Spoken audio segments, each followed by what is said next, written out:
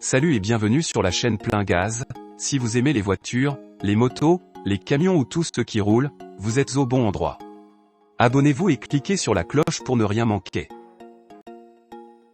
Huawei profite du salon de Pékin pour dévoiler une nouvelle voiture électrique, en partenariat avec BEC. Voici la Stelato S9, une longue berline électrique qui veut jouer dans la cour des grands, face aux Audi A7, BMW Série 7 et Mercedes Classe S. Huawei commence à être massivement implanté dans l'univers des voitures électriques.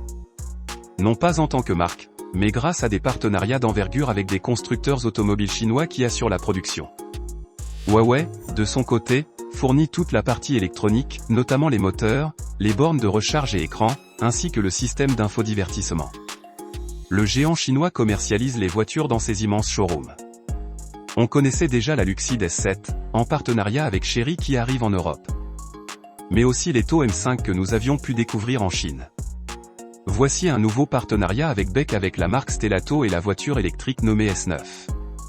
Cette nouvelle création a été en partie dévoilée lors du salon de Pékin. On ne connaît pas l'intégralité de la fiche technique, mais les premières informations dévoilées sur Weibo sont alléchantes.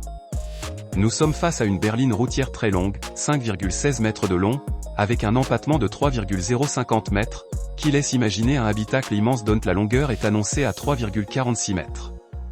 La Stelato S7 n'est clairement pas une ballerine, avec une largeur de 1,987 mètres et une hauteur contenue à 1,486 mètres.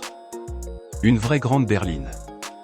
Deux versions seront commercialisées à partir de cet été, une version propulsion avec un moteur d'une puissance de 227 kW, 308 chevaux, et une version à transmission intégrale, dotée d'un moteur supplémentaire de 158 kW, 214 chevaux. De quoi proposer un total de 385 kW, 522 chevaux. Ce qui laisse imaginer des performances de premier ordre, même si le poids, entre 2216 et 2366 kg, ne devrait pas trop aider. Pour la batterie, la voiture serait proposée avec deux configurations différentes, un accumulateur LFP, lithium fer phosphate, pour la version la moins chère, et une batterie NMC, nickel manganèse cobalt, ou NCA, nickel cobalt aluminium, pour la version la plus haut de gamme. Pas un mot en revanche sur l'autonomie pour le moment.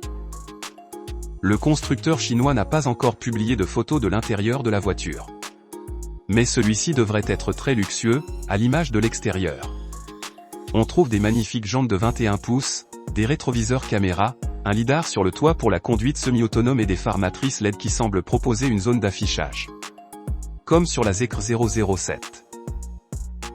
Pour le prix, les rumeurs annoncent une fourchette comprise entre 300 000 et 500 000 yuan, environ 38 600 et 64 500 euros.